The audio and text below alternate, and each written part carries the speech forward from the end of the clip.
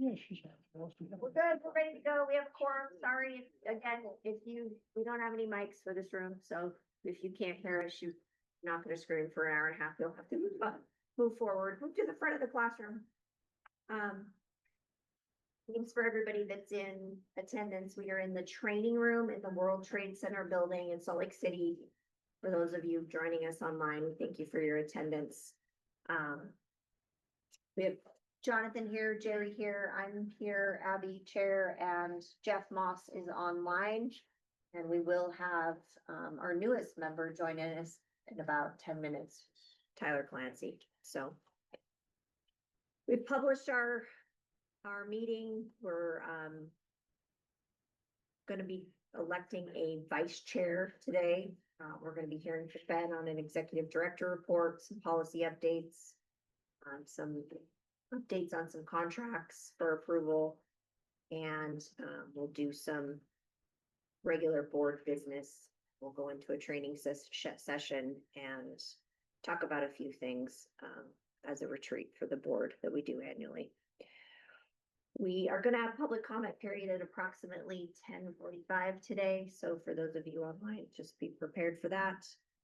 Again, it's 2 minutes. We're going to deviate from the agenda just a little bit and go to the approval of the minutes from June 26th, which have been circulated, gentlemen, and for your review.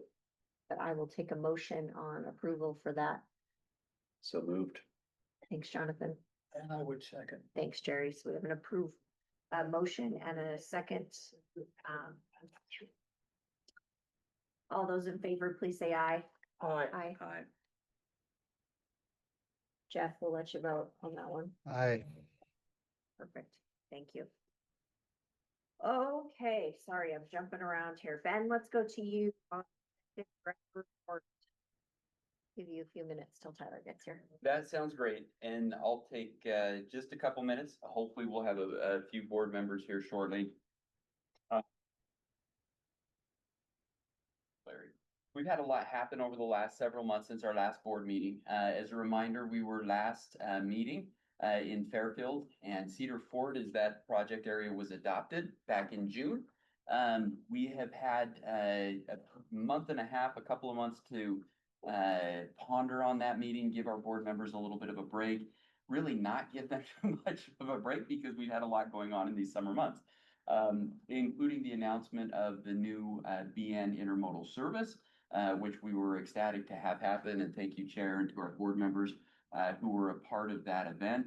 And we've had a number of other things that have happened over the last couple of months. So in this executive director's report, I just wanted to give a brief update of what we've been working on over the summer months to allow the public and help the public understand kind of our cadence for board meetings for the rest of the year.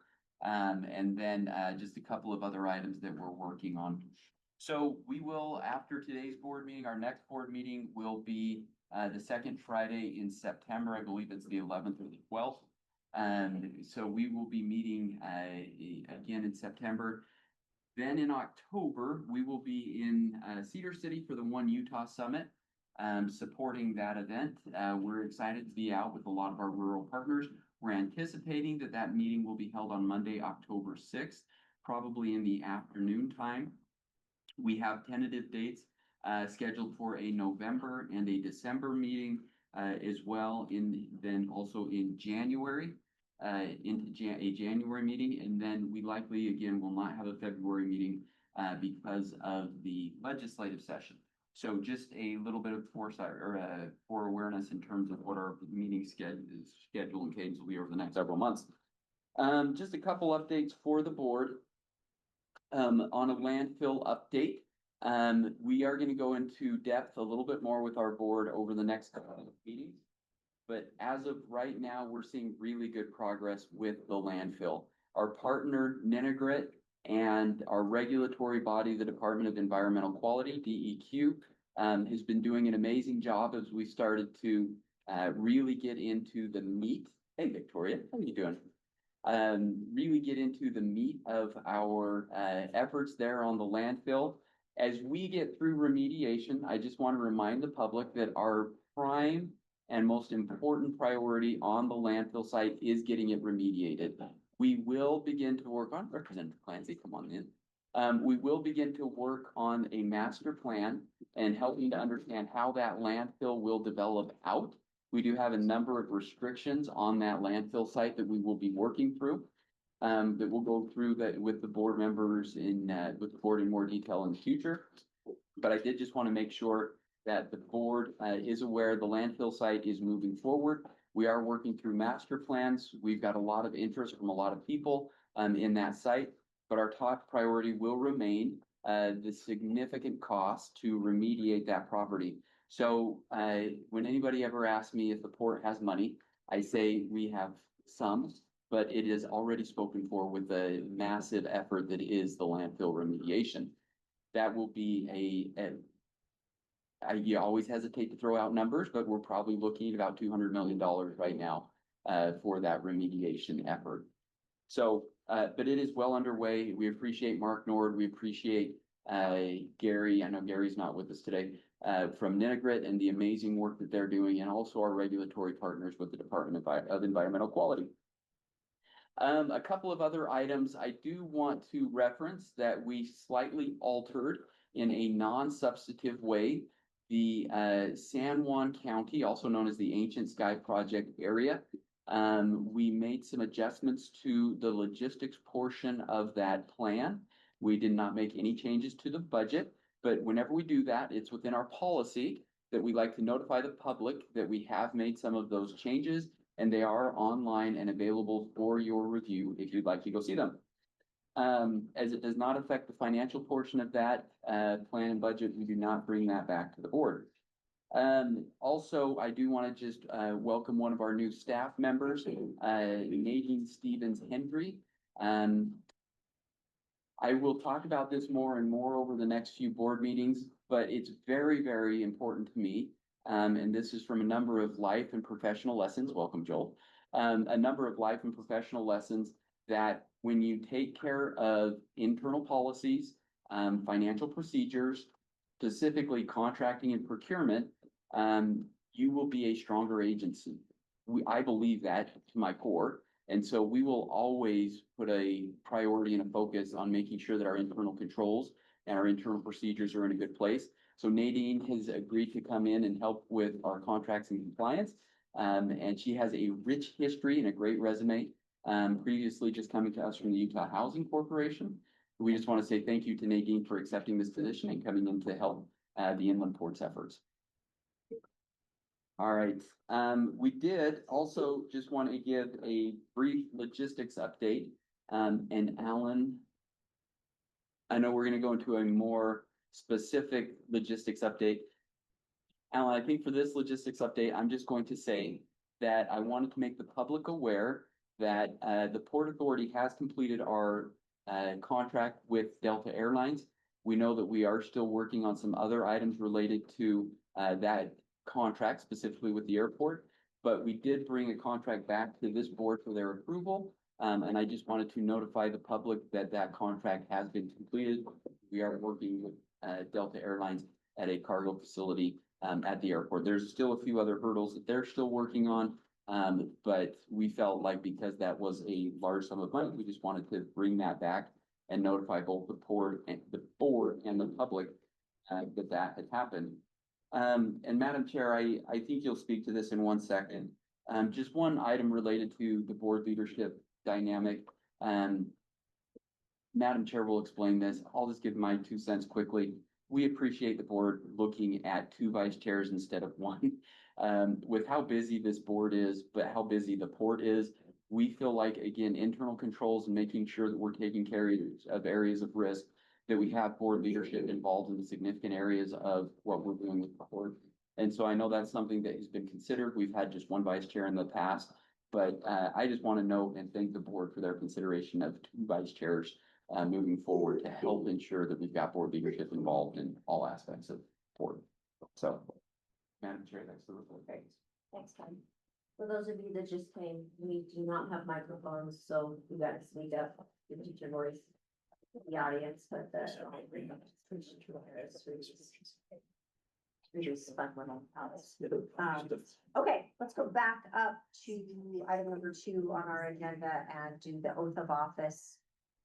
We're reappointing and appointing a couple new members.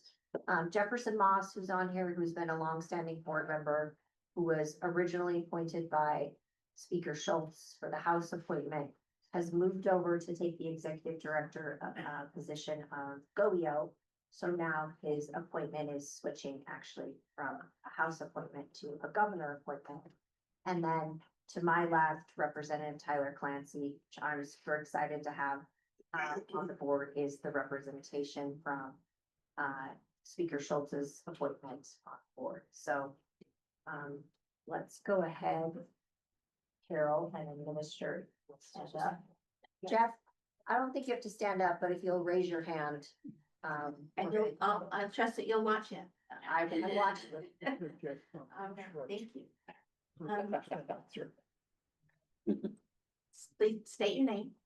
I, Jefferson Moss, Tyler Clancy, Do solemnly swear, do do solemnly solemnly swear swear obey and defend that I will support, obey the the Constitution of the United States, the Constitution of the United States, States, state of Utah, Constitution of the State of Utah, and that I will discharge the duties that I will discharge the duties of my office with fidelity. of my office with with fidelity. fidelity.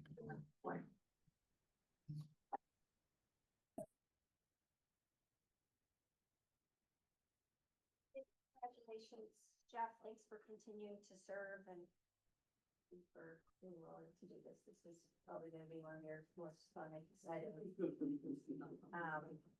Tyler does a lot for the house. If those of you online don't know him, he's one to watch. So welcome to both of you.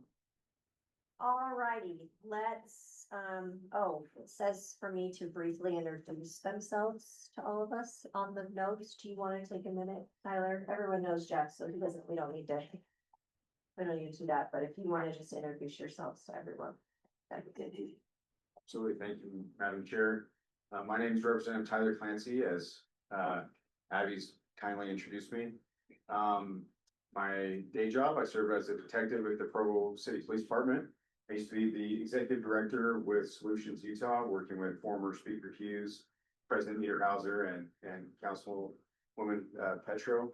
So more than anything, just very excited to keep being a good team player and supporting the good work of economic development that's going on all across the state. So I'm honored to be here and happy to collaborate. We're happy. Didn't mention he's also a representative, for the Provo area, and he just got off shift, night shift. So, Oh. but this is pretty much Tyler's life. This is day job and right to legislative work. We sleep upside down. Nocturnal people. I saw a bunch of them this morning. Alrighty, Ben alluded to this and we're gonna talk about the vice chair seat. Obviously there's 5 members here on the board. Just gonna take the privilege of the chair for a minute. There is not a day that goes by, even most Saturdays, that I don't talk to Ben. I wish somebody could see our text messages of just like the length of stuff that we go through on a daily basis. But it's super fun assignment. And the reason I say we're a 5-member board, I just want to remind everyone, when we get more than 2 of us, we're a quorum. And so we don't do that. We're really diligent about not meeting together unless it's a formal meeting, which makes things kind of complicated when we're talking about the deal with Delta or the landfill situation or something that's happening in southern Utah. So we really try to divide and conquer the assignments of the board, and where people are assigned out, who's kind of running point with staff. So the concept of having 2 vice chairs was intriguing to Ben and I a couple months ago when we started throwing around how do we get everybody really involved in all the day-to-day things that are going on inside the port. So that's where we decided that we would take advantage of having another vice chair and kind of spreading the wealth of of assignments around. So I would be open to nominations if there's a board member who would like to make a motion to fill our vice chair. Chair, I would like to make a motion. That's okay. Can you hear me okay? And Jeff, go right ahead.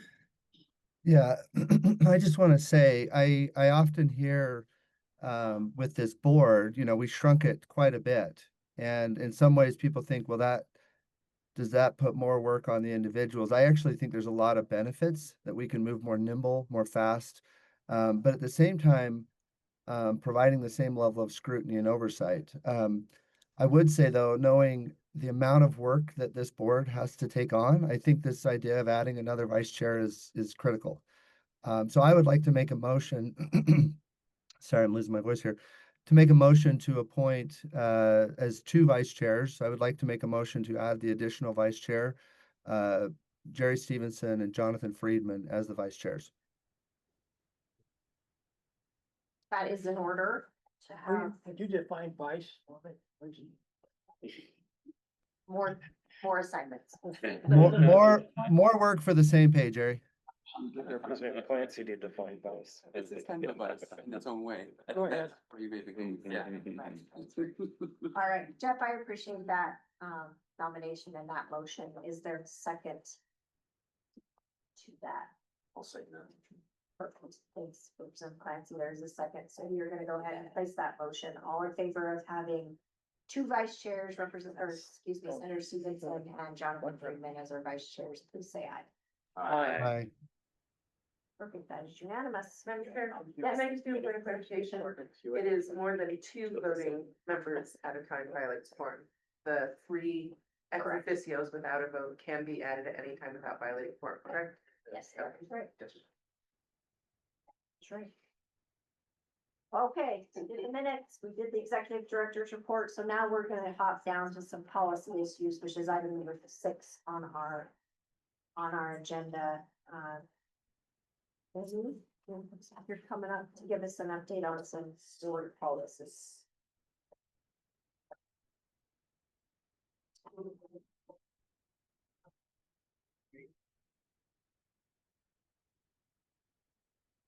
Thank you, Madam Chair. I'm here to speak to two policies that we are bringing to the board for their annual review. As we have done with any of our board policies, which you can find on our website, we always bring them up whether they have changes or not. And it's at this point in time, we're not going to be seeking action, but we do have BPO1, which is the open and public meetings policy that we have. It covers how we handle public notice, 2 minutes, to electronic meetings and our agenda and public commentary.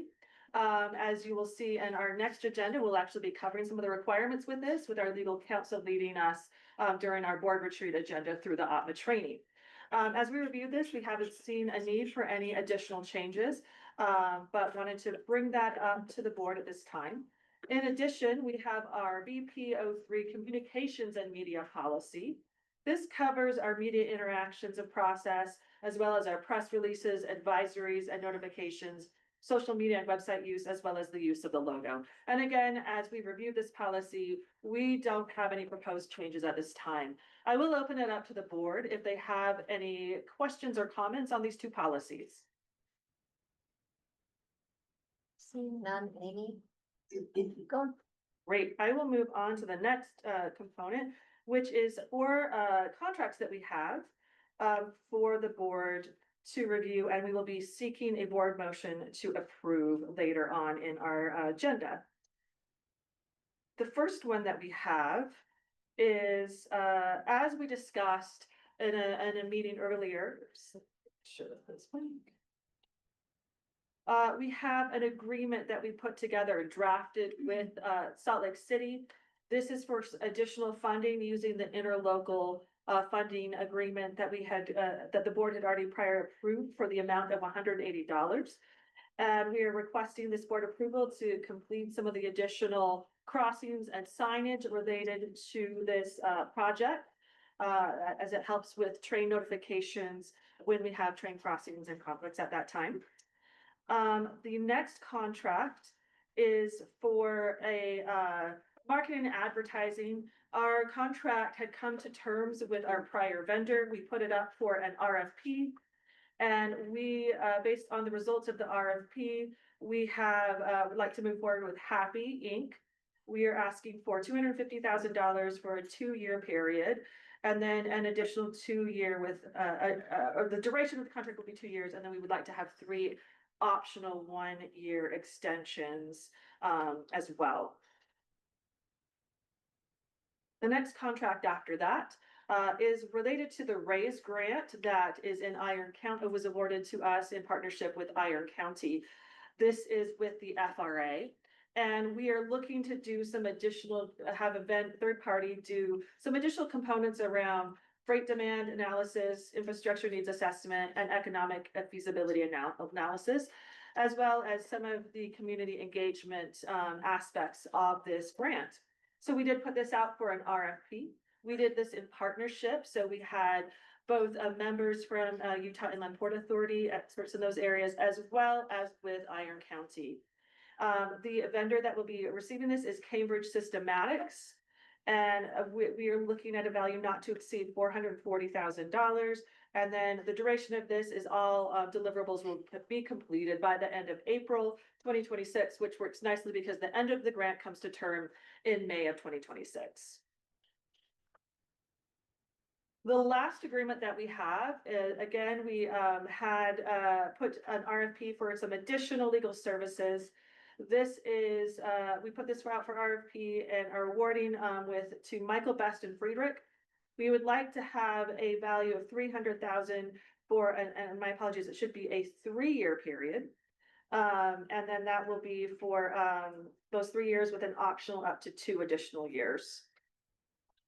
Any questions on these contracts that we're asking? Questions? I don't see any. Thank you. Great, thank you.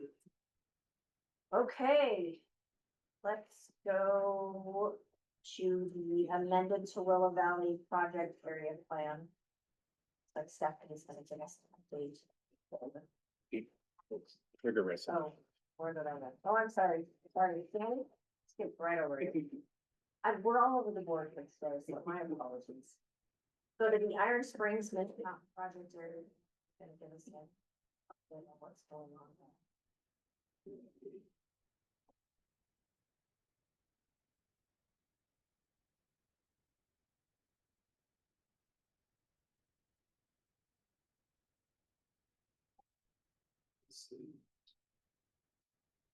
Good morning, Madam Chair, members of the board. I'm just pulling up the slides here so that I can walk you through these trigger resolutions. Here we go.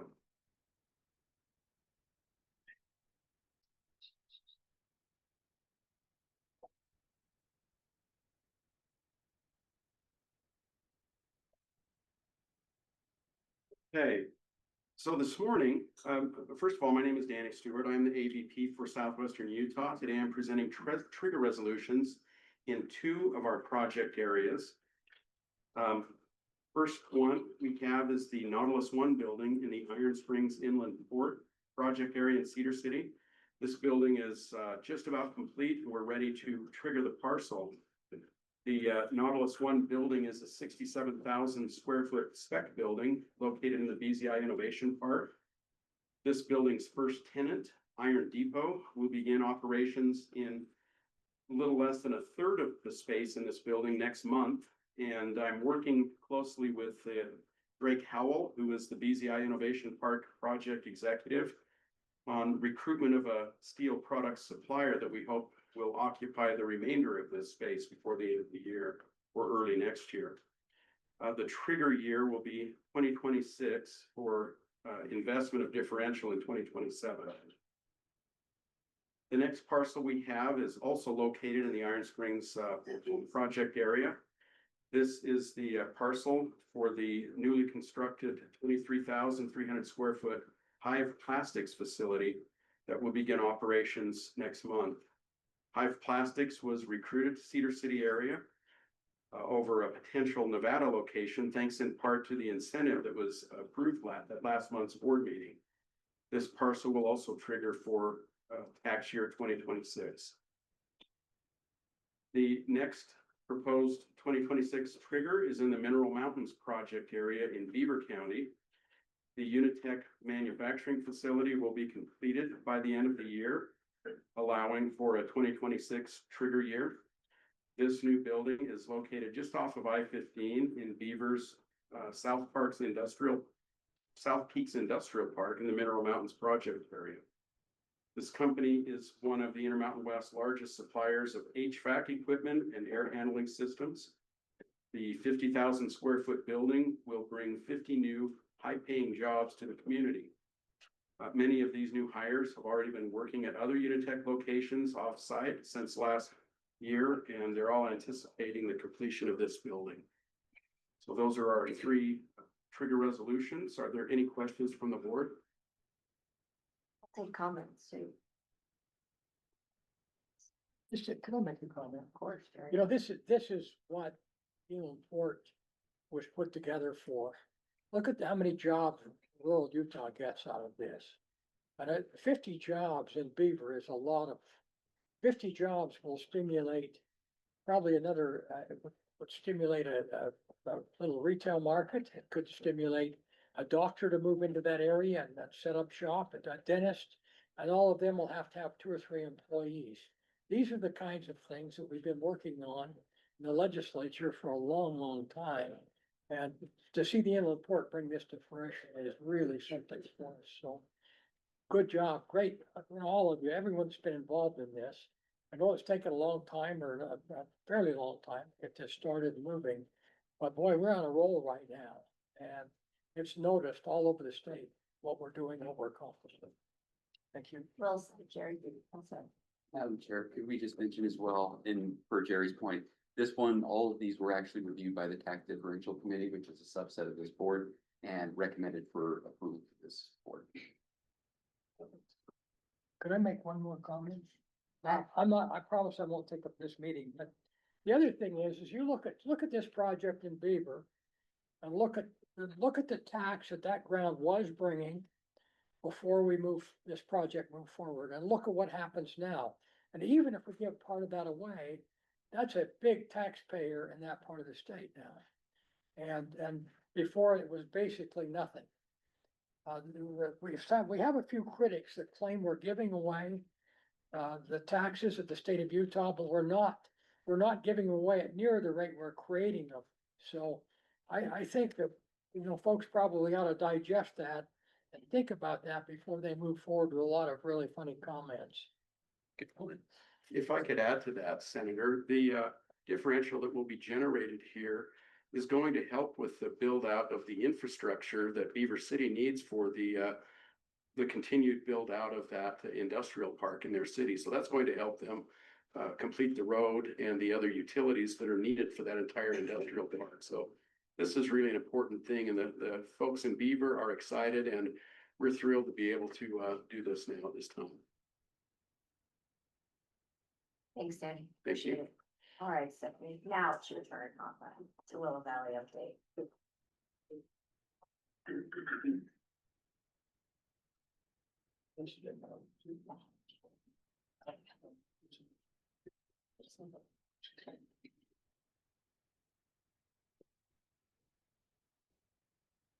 Here, Osborne and members of the board, I am here to present on the amendment for Tooele Valley. And this is the original shape of the project area as it stands today. And this map indicates how we will be expanding the boundaries of that project area. We will be adding 342 new acres to the project area boundary.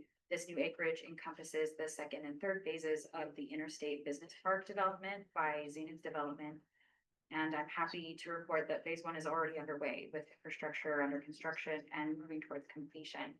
In addition to the new acreage, the county council has also requested that we approve a 3% wetland policy that will allocate 3% of differential to the project.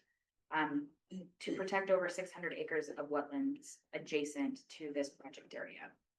We look forward to working with the county and the landowner of those 600 acres for that specific project. Can you go back to the previous map? I'll make sure everyone's clear. The green area is what you're talking about. And the yellow area. Oh, both. Mhm. Okay. So that yellow area to the north of the existing boundaries, that existing boundary is that blue area. Okay.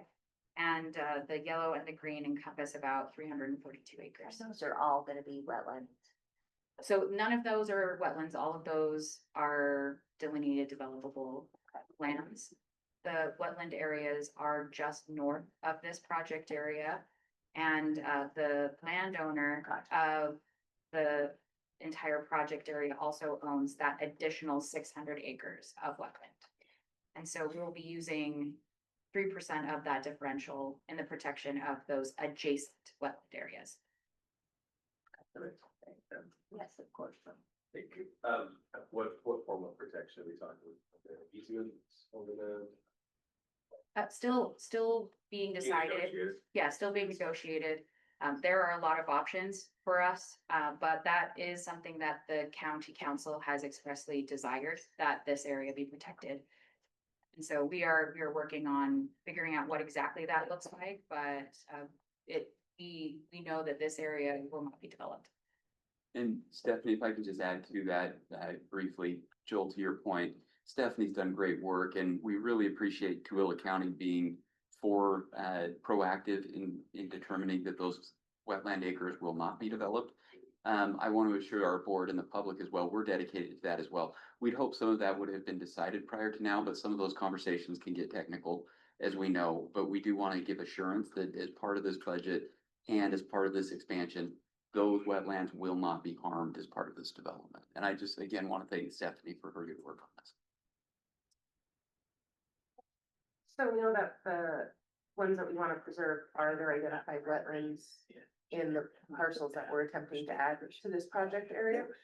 So any existing identified wetlands in the boundaries that we have indicated have either been delineated or will be delineated before any construction begins. And they'll be afforded similar protections within the area, or?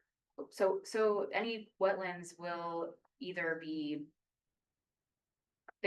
preserved or delineated. But the area that we have indicated in large part doesn't have any jurisdictional wetlands.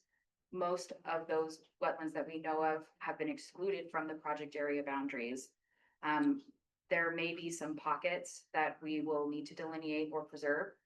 And we will do that in due course.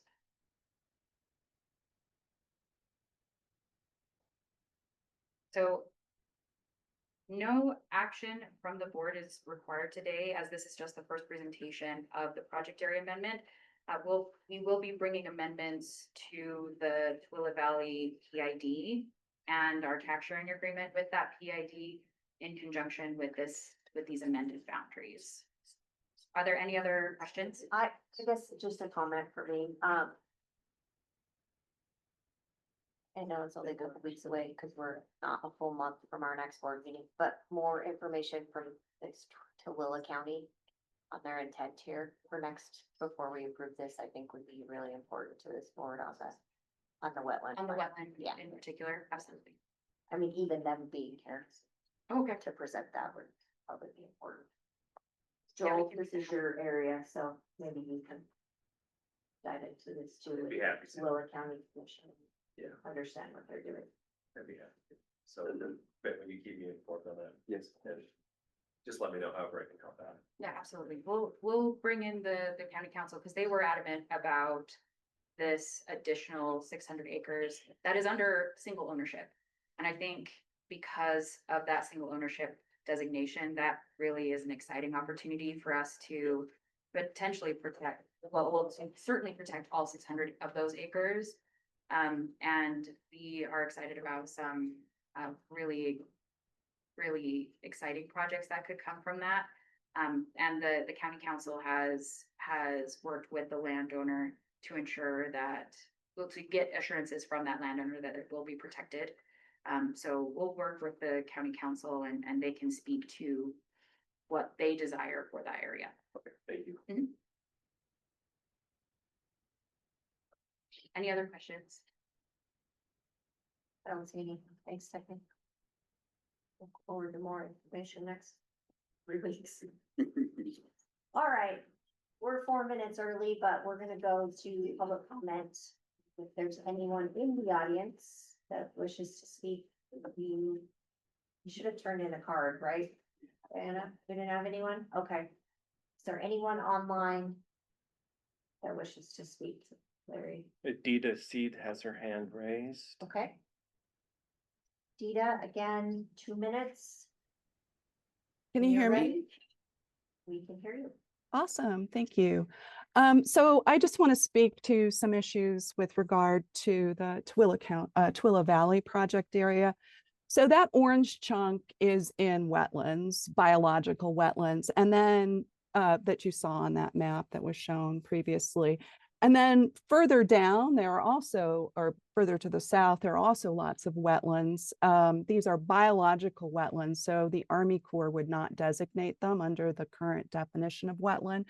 So I think you really need to think carefully about how, like if you're doing wetland preservation, how the devil's in the details really. And so I appreciate the chair asking for more information from Tooele County. The other thing I want to point out to you is there's a groundwater crisis in the Tooele Valley, and it is very poorly understood.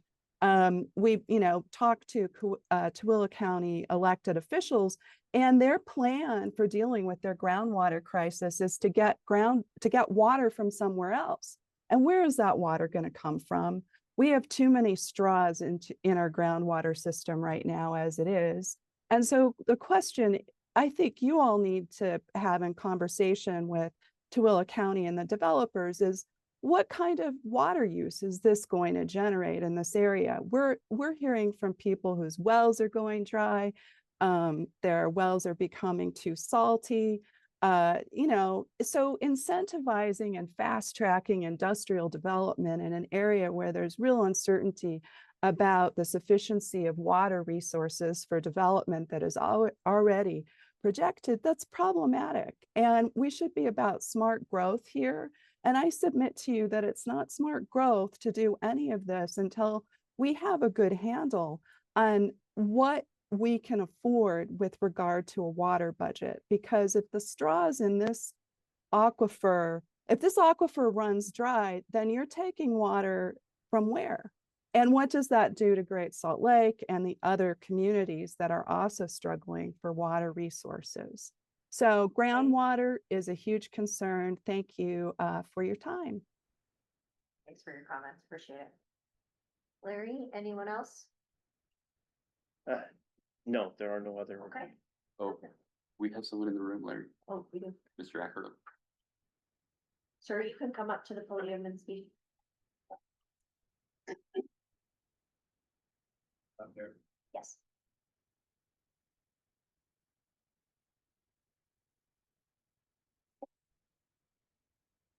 You'll just announce My yourself. doesn't work, so I just have to speak up. My name's Chuck Ackerlow, and I'm the chairman of the Board of Trustees of the Tooele Valley Public Infrastructure District, which you all created, and I appreciate that very much. And also one of the owners of the property. I wanted to clarify the situation with regard to wetlands. When we acquired the property, we understood there were wetlands in the area. When you had the map up on the wall, there is actually some wetlands that still go through the center of our property. You may have noticed that. Those wetlands are just off limits. They're being left as wetlands. We went to the Corps of Engineers because we needed to cross that wetlands. And when we went to the Corps, it took us 3 months, and the rule was that we couldn't use more than a half acre of land. So the road had to be narrowed just in that area in order to accommodate the requests of the Corps of Engineers. Now, the rest of this land, we didn't particularly want to go out and buy a whole bunch of wetlands, but Morton Salt owns something like 10,000 acres out there still. And we wanted to purchase just the non-wetland area right off the freeway. Because we had a truck stop travel center, company that's very much wants to be there. And we were negotiating with them. Well, the only way we could buy the property was we had to buy 600 additional acres of wetlands from Morton Salt. They wanted to get rid of it. And we did that. It was not a very expensive venture at all, but now they're in our hands. When we met before the county council, we were asked by the county council to make a pledge that we would not touch those wetlands for any development. And it's on the record, we said that we don't intend to. We don't know what we would do with the wetlands. There is a possibility in the future it could become a wetlands mitigation bank for the Corps of Engineers. They have one up in I think it's Box Elder County, but it's becoming used up. And so that's a conceivable thing in the future. Other than that, we'll probably just put some kind of a conservation easement on it and go forward from there. In terms of wetlands that the woman who was on the phone was talking about, there are wetlands and then there are wetlands. There are wetlands that are within the property here and there where the land is a little spongier than other places. Those are not under the jurisdiction of the Corps because they don't drain into the Great Salt Lake. So as long as they're not, the Corps says you can do with what you want with those, and we can obviously, in order to accommodate the development there, we would fill some of those wetlands. We're going to raise the whole fill of the property as time goes along. I want to just make one other comment, please, and if you have any questions, I'm more than happy to answer them. And Chuck, We have appreciated working with your company and with your staff, and we've learned a great deal. And I'm especially proud of our legislature for having the foresight to see what an authority like this can do for the state of Utah in economic development. I can tell you as being an owner that we have calls every day from people looking to move to Utah. They're moving out of California. They're moving out of these high tax states, and Utah is a great place to come to. Sir, Along the Wasatch we Front. need you to wrap it up. Our comments are only 2 Okay. minutes. Oh, I'm sorry, I didn't know that. That's okay.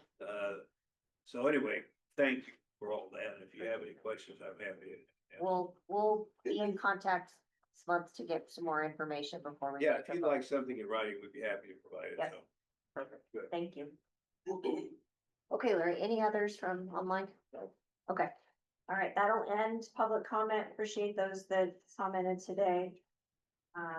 We're gonna move to some action items, which is item number 11 on our agenda. The 4 contracts that Amy described. First, talk about the SLC amendment. Just want to remind the board members, this was one of the areas that we agreed to in the Salt Lake City differential, and it's the train crossing that goes through really the middle of the west side. And we're moving out of that area, some more signaling and some more traffic mitigation for that Poplar Grove area. So any comments on that one? I can state it. Okay, you're gonna do that. I've got those motions to show on the screen here. If you give me just half a second. All right, Larry, why don't you do that one first?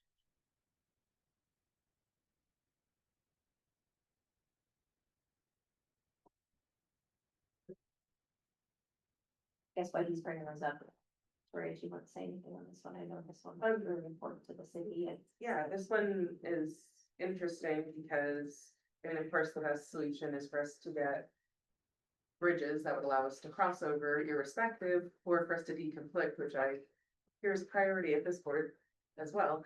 But this actually just gives us a chance to plan, and the signs are already up, although they're not functional. They've been saying this was a 4-minute wait now for like a week and a half. But it'll actually let me know, should I just stay here and wait because it's only gonna be 2 minutes, or should I go ahead and reroute, even if it's a little ridiculous reroute, because it's gonna be 10 minutes, it's nice for us to have optionality and information that informs instead of us just playing Russian roulette with whether we'll be able to get our kids through school on time. So thank you all for this investment. It's one of those smaller dollar investments that has a bigger quality of life ROI for the people of the West Side and demonstrates that the progress, while not perfect, is definitely towards improving the lives of the constituency there and using this project to bring about things that meaningfully respect the experience of those who live in the area. So thank you. I'm excited about this. Sorry, this is not allowing me to share, so I'll read the motion. The proposed motion is the Utah Inland Port Authority Board approves the contract for Salt Lake City Corporation for Trainfo not to exceed $180,000. All right, is there a motion for train vote contract with Salt Lake City? I would make that motion. Thanks, Jerry. How about a second? Happy to second. Thanks, Jonathan. All those in favor, please say aye. Aye. Aye. Perfect. That is unanimous, Larry. Okay, the next one is the marketing and advertising. The proposed motion is the Utah Inland Port Authority Board approves the contract for Happy Inc. for marketing and advertising services not to exceed $250,000 for a duration of 2 years with 3 optional 1-year extensions. Madam Chair, I have a comment to make here. Is that all right? I worked with the team at the Inland Port and joined several meetings vetting different marketing options. We were really pleased with their capabilities, with their knowledge base, and with their price. But I just wanted to commend the team at the Inland Port for the great work that they did in bringing a number of very qualified marketing firms to the table. And then after we met with them in person, we each independently voted and determined that Happy, HAPI is how it's spelled, that Happy was going to be a great partner. Thank you. Good, thanks for doing that too, Jonathan. Appreciate it. Okay. Do you want to? So I'm happy to make that motion. Wait a second. I think Tyler makes it. Okay. So moved. We have a second. All those in favor, please say aye. All right. Aye. Unanimous. All right, Larry, the RISE grant. The third contract for the RACE grant, the Utah Inland Port Authority Board approves the contract for Cambridge Systems, Inc. for grant, freight demand, infrastructure needs assessment, and economic feasibility analysis services not to exceed $440,000 through April 2026. Any comments on that one? Okay, I'll look for a motion on the RISE grant. RAISE grant, sorry. I would make that motion. Thanks, Jerry. A second. Happy second. Thanks, Jonathan. All those in favor, please say aye. Aye. Aye. That's unanimous. And finally, the legal services. Yes, the proposed motion, the Utah Inland Port Authority Board approves the contract for Michael Best and Friedrich for legal services not to exceed $200,000 for, Amy, is that correct? $300,000 for a 3-year period with a duration of 3 years and optional renewal for up to 2 additional years. Thanks, Larry. Do we have a motion on that legal contract? They are our current legal provider. So, so that's just an exception. And Madam Chair, it's probably worth mentioning that this will not negate the legal contract relationship we have with the Attorney General's office. Brooke McCarrick does an amazing job. Michael Best did prior, they had to go through a public opportunity, but they did an incredible job getting us through the purchase of the landfill. And did a great job with some of our very specialized legal services, particularly on the environmental pieces. And so we're excited to have them retained and not retained, but to start a new contractual relationship with them. So I'll make that motion. Thanks, Jonathan. And a second. I would second that motion. Thanks, Terry. All those in favor, please say aye. Aye. Aye. All right, that passes unanimously. All right, Danny presented the treasure resolution on the Iron Springs and Mineral Mountain. This was our first report, well, second. Yeah, well, That's the first one that got off the ground. So this is fun to see the actual structures go up and Yeah. the building of this. So Larry, will you read that resolution and title for the record? Yes, the first resolution, this is resolution number 2025-40, trigger resolution for Iron Springs project area. Motion on approving that trigger resolution 25-40. I would make such a motion. Thanks, Jerry, in a second. Second. All those in favor, please say aye. Aye. Thanks, Jeff. Alrighty, let's go to our last one, the 25-41. Yes, resolution 2025-41, trigger resolution for Mineral Mountains project area. I'll make that motion. Thank you, Jonathan. In a second. I would second. Thank you, Jerry. All those in favor of the motion, please say aye. Aye. Jeff, good? Okay. Passes unanimously. All right, sounds great. Just need a motion to adjourn our board meeting. I'm gonna let Tyler do that one. Is that all right? Yeah, there we go. Motion to adjourn. Wilson should, all right, non-debatable. All right, we're